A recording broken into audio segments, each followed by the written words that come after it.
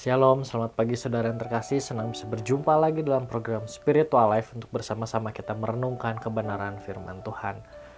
Renungan kita pada pagi hari ini terambil dari Galatia 3 ayat 15 sampai 29. Dengan judul perikop Hukum Taurat atau Janji. Saya akan bacakan ayat ini bagi Bapak Ibu Saudara semua. Saudara-saudara, baiklah kupergunakan suatu contoh dari hidup sehari-hari, suatu wasiat yang telah disahkan, sekalipun ia dari manusia, tidak dapat dibatalkan atau ditambahi oleh seorang pun.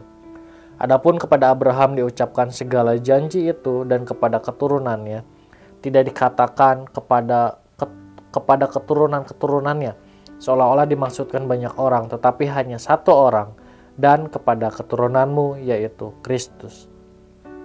Maksudku ialah, janji yang sebelumnya telah disahkan Allah tidak dapat dibatalkan oleh hukum Taurat yang baru terbit 430 tahun kemudian sehingga janji itu hilang kekuatannya. Sebab jikalau apa yang ditentukan Allah berasal dari hukum Taurat, ia tidak berasal dari janji. Tetapi justru oleh janjilah Allah telah menganugerahkan kasih karunia-Nya kepada Abraham. Kalau demikian, apakah maksudnya hukum Taurat? Ia ditambahkan oleh karena pelanggaran-pelanggaran sampai datang keturunan yang dimaksud oleh janji itu. Dan ia disampaikan dengan perantaraan malaikat-malaikat ke dalam tangan seorang pengantara. Seorang pengantara bukan hanya mewakili satu orang saja, sedangkan Allah adalah satu. Kalau demikian, bertentangankah hukum Taurat dengan janji Allah? Sekali-kali tidak. Sebab andai kata hukum Taurat diberikan sebagai sesuatu yang dapat menghidupkan, maka memang kebenaran berasal dari hukum Taurat. Tetapi kitab suci telah mengurung segala sesuatu di bawah kekuasaan dosa, supaya oleh karena iman dalam Yesus Kristus, janji itu diberikan kepada mereka yang percaya. Sebelum iman itu datang, kita berada di bawah pengawalan hukum Taurat dan dikurung sampai iman itu telah dinyatakan. Jadi hukum Taurat adalah penuntun bagi kita sampai Kristus datang, supaya kita dibenarkan karena iman. Sekarang iman itu telah datang, karena itu kita tidak berada lagi di bawah pengawasan penuntun. Sebab kamu semua adalah anak-anak Allah karena iman di dalam Yesus Kristus. Karena kamu semua yang dibaptis dalam Kristus telah mengenakan Kristus. Dalam hal ini tidak ada orang Yahudi atau orang Yunani, tidak ada hamba atau orang merdeka, tidak ada laki-laki atau perempuan, karena kamu semua adalah satu di dalam Kristus Yesus. Dan jikalau kamu adalah milik Kristus, maka kamu juga adalah keturunan Abraham dan berhak menerima janji Allah. Saudara, melalui ayat bacaan hari ini kita melihat Paulus berbicara tentang janji yang diberikan kepada Abraham dan menyatakannya sebagai aturan pembenaran kita dan bukan hukum Taurat.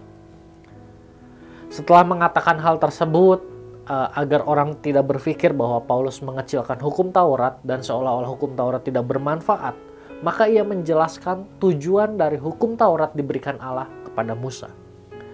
Terdapat dua tujuan dari hukum Taurat. Yang pertama, hukum Taurat ditambahkan karena pelanggaran-pelanggaran.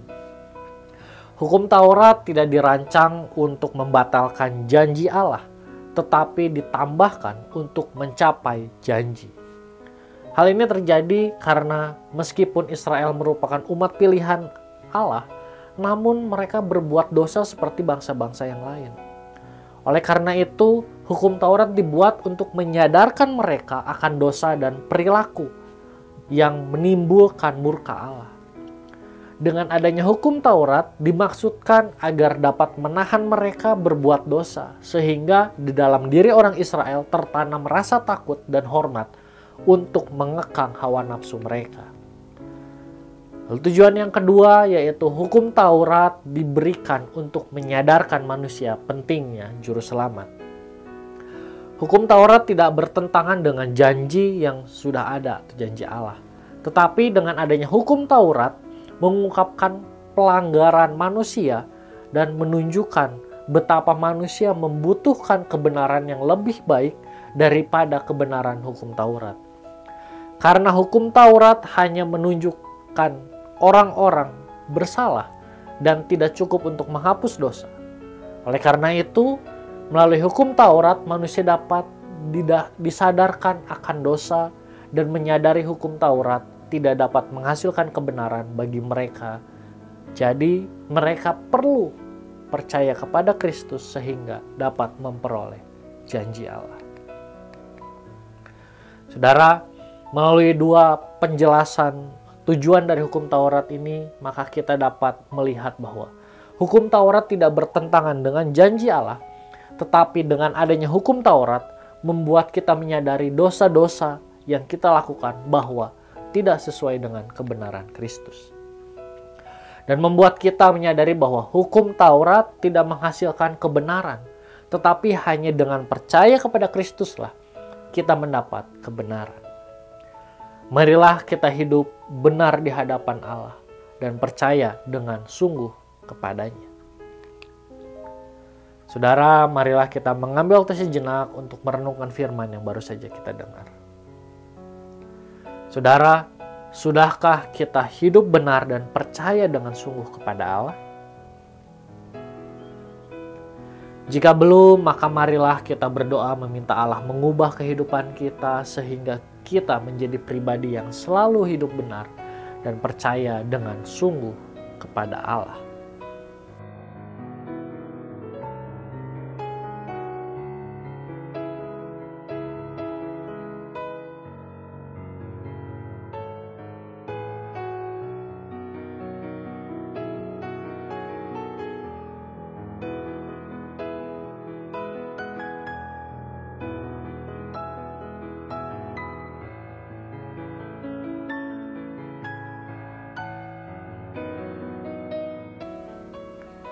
Mari kita akan tutup firman Tuhan hari ini di dalam doa. Mari kita berdoa. Tuhan, kami kembali mengucap syukur buat kasih Tuhan dalam kehidupan kami sehingga pada pagi hari ini kami masih dapat kembali merenungkan kebenaran firman Tuhan. Melalui firman Tuhan yang kami baca hari ini, kami diingatkan kembali untuk setiap kami menjadi orang-orang percaya yang hidup benar dan percaya dengan sungguh-sungguh kepada Engkau Tuhan. Ampuni kami kalau selama ini kami masih menggunakan kehidupan kami dengan hal-hal yang tidak benar, atau juga kami belum sungguh-sungguh kepada Engkau Tuhan. Ampuni kami, dan mulai saat ini Tuhan ubahlah kehidupan kami sehingga mulai saat ini setiap kami dapat menjadi orang percaya yang sungguh-sungguh di dalam Tuhan, dan di dalam menjalani kehidupan kami dapat terus hidup benar di hadapan-Mu Tuhan. Terima kasih Tuhan Yesus. Kami menyerahkan juga hari ini ke dalam tangan Tuhan. Segala aktivitas kami hari ini, kami percaya Tuhan juga menolong, menuntun setiap kehidupan kami, sehingga kami terus melakukan kebenaran-Mu di dalam seluruh kehidupan ini. Terima kasih Tuhan Yesus. Di dalam nama-Mu kami berdoa ucap syukur. Haleluya. Amin. Selamat pagi, selamat beraktivitas. Tuhan Yesus memberkati.